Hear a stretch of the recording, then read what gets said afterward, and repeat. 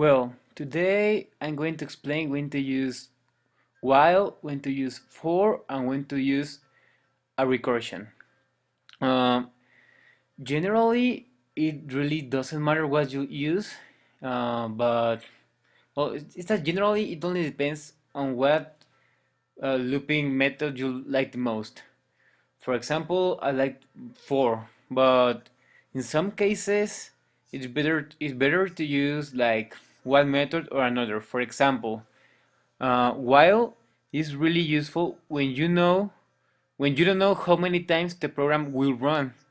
For example, when you're asking for an user to put an input or something, or here I have an example of when you should use while, but it's kind of difficult to explain. But you must know that when you identify a problem when you don't know how many times the program needs to be repeated, you must use while. And when you are going to use for, you actually know how many times the program is going to run.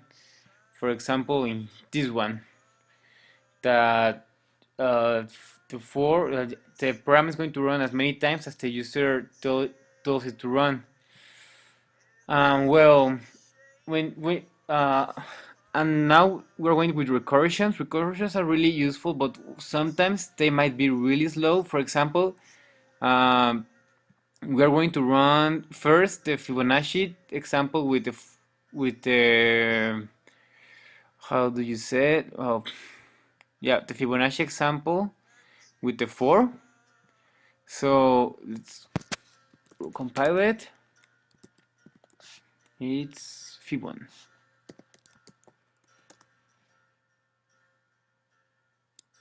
And let's run it.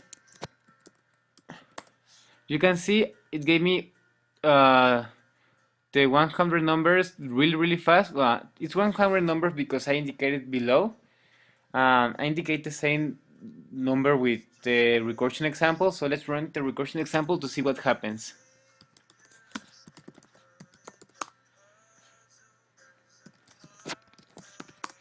As you can see, it begins really fast, but at a certain point it starts slowing down.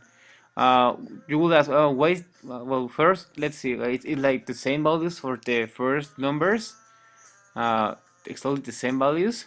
Well, you will ask, oh, what's happening here? Well, the problem with the while function is that it's calling the Fibonacci again and again and again. So, for example, to obtain the Fibonacci of 10, it needs to obtain first the Fibonacci of 9 plus the Fibonacci of 8. But to obtain the Fibonacci of 9, it needs to obtain the Fibonacci of 8 plus the Fibonacci of 7, and so on and so on and so on.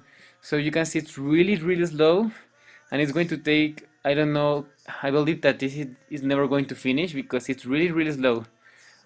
While when we use the for function, it runs really fast. So my recommendation will be, if you're not sure um, if a program needs a while or a for or recursion, I will actually start making the program and see if it doesn't work, or if it runs really slowly, you can change to a for or to recursion.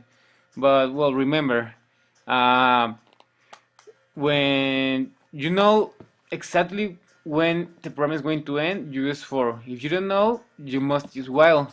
And please don't use recursions it's going to um, if it's going to make a really long process that needs to call it again and again and again.